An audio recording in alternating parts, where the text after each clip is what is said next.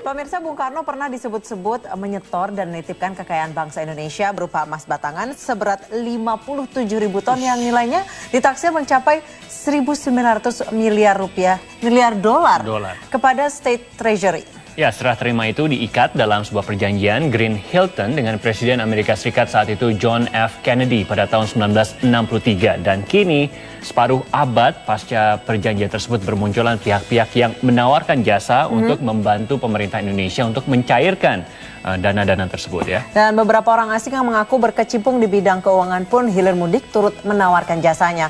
Sayangnya informasi yang simpang siur dan banyaknya dokumen yang beredar ini tidak sedikit melahirkan korban penipuan. Ya, ini ada salah satunya adalah pihak Keraton Solo yang terlanjur merogoh kocek untuk pengurusan pencairan harta peninggalan sang proklamator. Nah, seperti apa sebenarnya keabsahan informasi tentang harta karun Bung Karno tersebut? Berikut penelusuran tim Realitas yang bertajuk Tipu-Tipu Harta Warisan Bung Karno.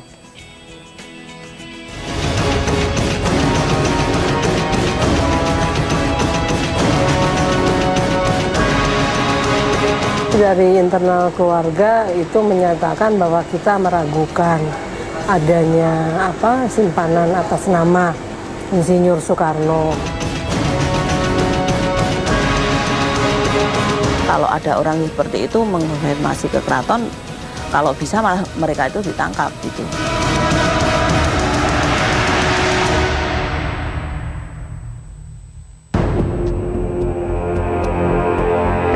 Mungkin tak banyak publik yang mahfum dengan sosok pria satu ini.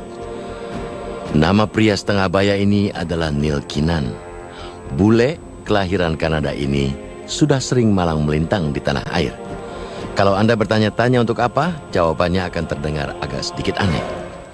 Pria ini mengaku bisa membantu mencairkan harta warisan Bung Karno yang dititipkan di Union Bank of Switzerland di Swiss.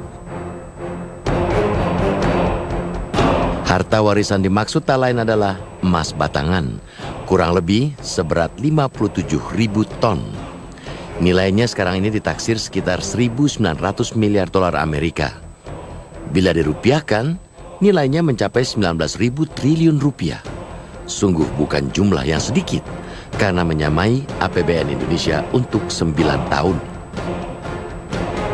Penyimpanan harta karun ini diyakini tertuang dalam perjanjian The Green Hilton yang diteken antara Presiden Soekarno dan Presiden Amerika Serikat John F. Kennedy di Jenewa pada tanggal 14 November 1963. Sebenarnya informasi dan dokumen tentang perjanjian Green Hilton ini banyak berkeliaran di dunia maya.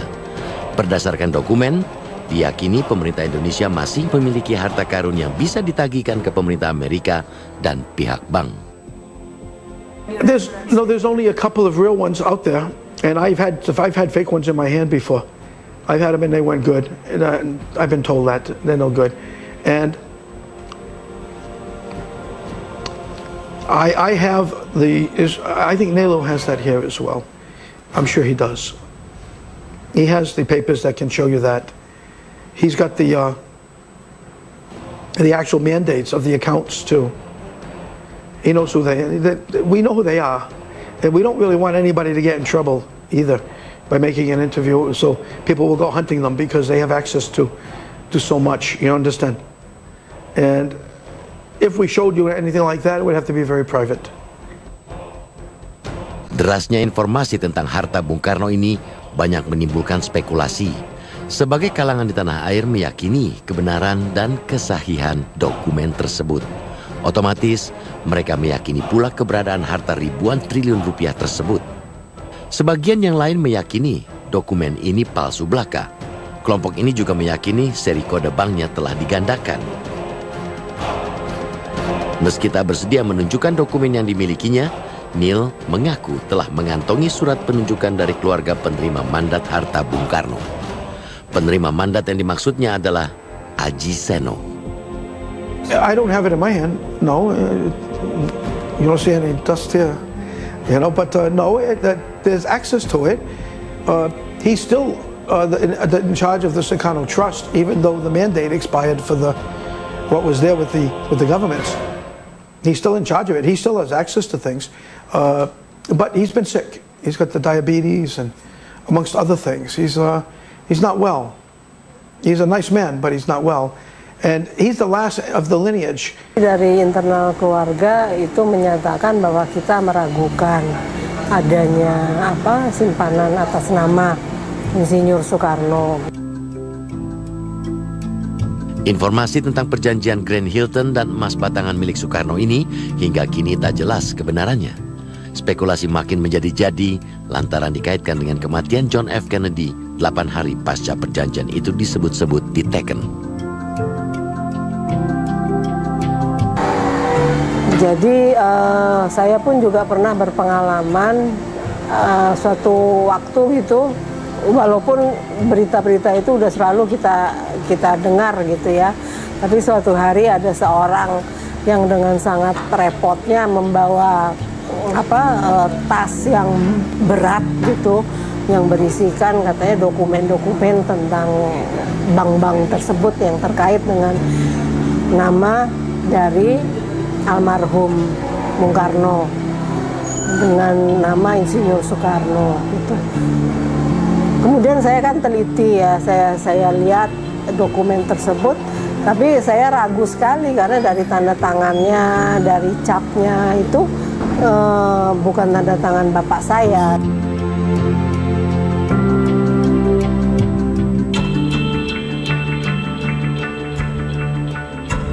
Pasti tidak ada, jawaban saya pasti tidak ada.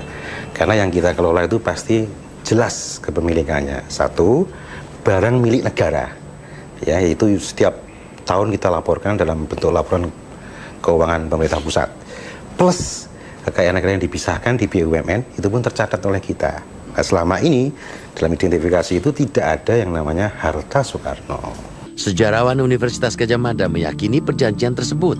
Salah satu alasannya adalah bukti pertemuan Presiden Soekarno dan JFK yang memang nyata adanya. Namun diyakini informasi penyerahan emas itu masih diragukan kebenarannya.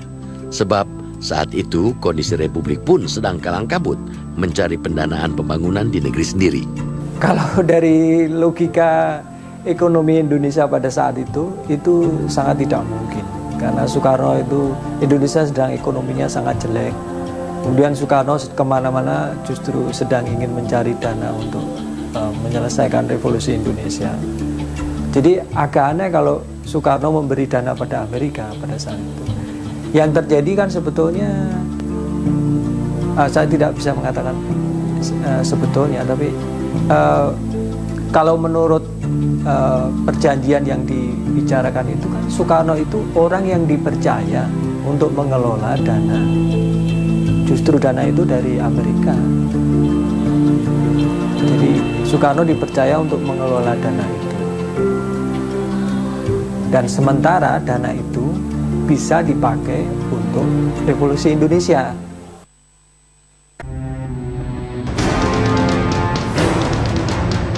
Di kalangan masyarakat tanah air, faktanya memang beredar beberapa dokumen tentang harta Bung Karno. Dipercayai pada zaman pemerintahan Presiden Soekarno, memang sempat terjadi pengumpulan harta kekayaan dari kerajaan-kerajaan di tanah air.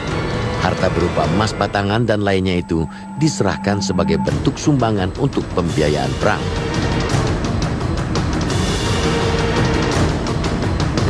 Salah satu tokoh yang disebut berperan di sini adalah Sri Sultan Hamengkubuwono ke-9.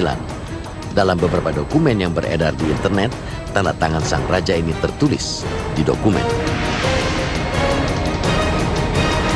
Tim Realitas berusaha mengkonfirmasi kebenaran dokumen-dokumen tersebut kepada orang dekat keraton. Dalam sebuah dokumen, terungkap kalau besarnya sumbangan emas dari Sri Sultan tak sampai 91 juta kilogram. Sri Sultan menyerahkan selembar cek Yava Bank kepada Bung Karno. Pada cek tersebut tertera jumlah 6 juta gulden. Bung Karno menerima selembar cek tersebut dengan wajah terharu yang mendalam dan menyambutnya dengan kata singkat dan suara rendah. Terima kasih, sambil mengelurkan tangannya kepada Sri Sultan. Rupa-rupa dokumen tentang harta karun Bung Karno memang banyak beredar. Salah satu nama lain yang turut disebut adalah Suwarno. Suwarno yang disebut-sebut sebagai orang dekat Soekarno tercatat dalam dokumen yang berhak atas penitipan 22 juta kilogram emas batangan di Union Bank of Switzerland. Sesuai dengan dokumen ini, Suwarno telah mempercayakan kuasanya kepada Jani Manda Permana untuk mengurus pencairan emas tersebut. Berbekal fotokopi paspor dan kartu tanda penduduk yang tercantum di dokumen, tim realitas menelusuri keberadaan Suwarno di Desa Tridadi, Wadas, Sleman.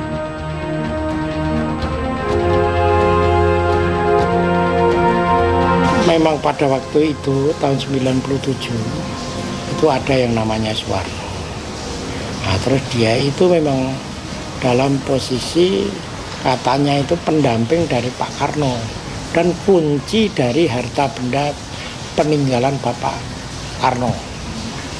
Nah, dan pada waktu itu juga ada orang mencari, itu sudah 2 kali ke sini. Sepertinya orang paranormal itu loh Mas.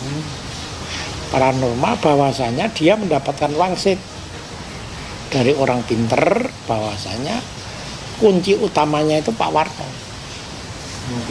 Iya, tapi saya ditanya itu, memang pada waktu itu ada, tapi sekarang dia udah pergi. Di mana perginya saya nggak tahu. Jadi pada saat itu Pak Suwarno di sini berapa lama dan sebenarnya melakukan apa Pak sebenarnya? Pak Warno itu dulu nempatnya itu di tempat Mas Yoyo, RT 4, RW 2, pas belakang itu Pegadian. Realitas juga berusaha meminta penjelasan tentang sosok Suwarno dari Yoyo. Sayangnya, Yoyo tidak bersedia diwawancara.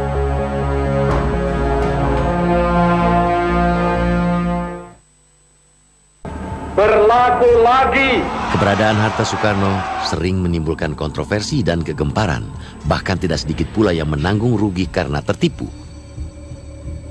Iming-iming untuk bisa mencairkan kembali harta sang presiden pertama Indonesia yang jumlahnya tidak sedikit itu telah menggiurkan banyak kalangan untuk mencicipi emas batangan dan berharap kaya mendadak.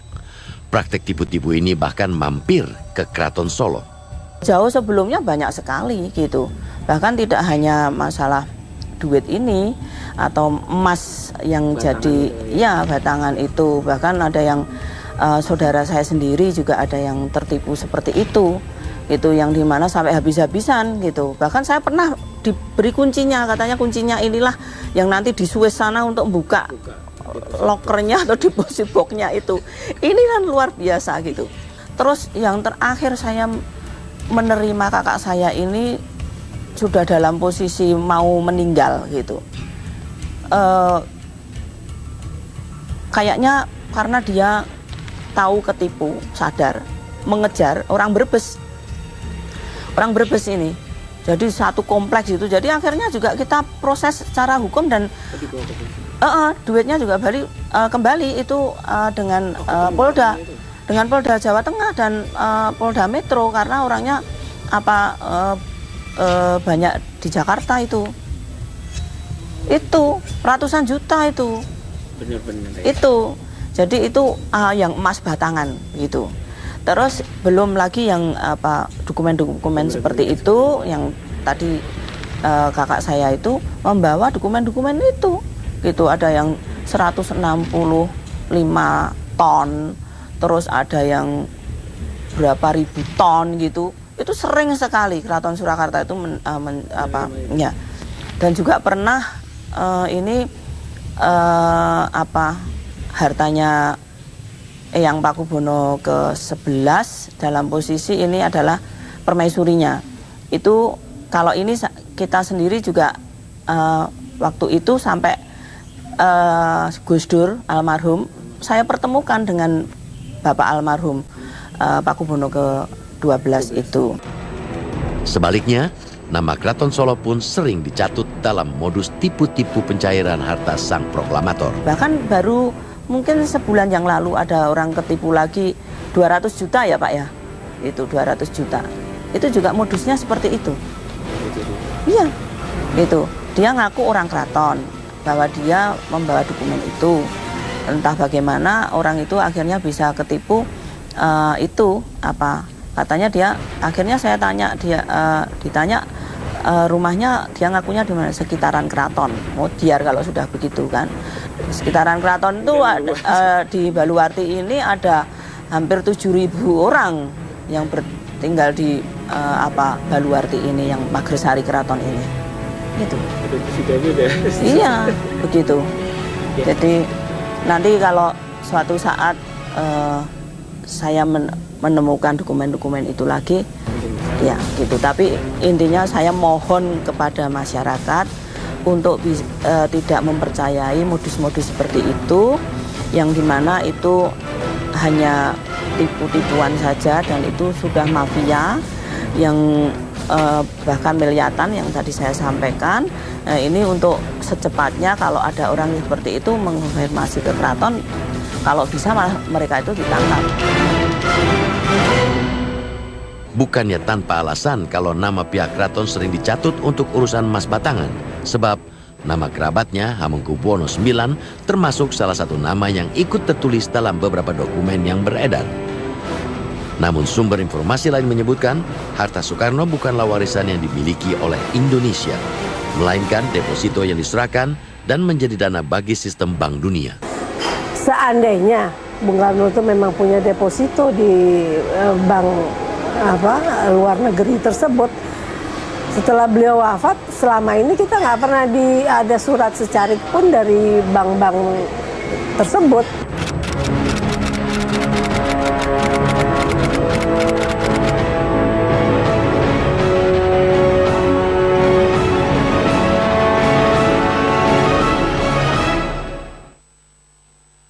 Sampai sekarang saya percaya kalau Indonesia itu punya harta karun terpendam. Di mana? Warga negaranya. Kreativitas warga negaranya. Baiklah, dan informasi tadi sekaligus menjadi penutup White Shot kita.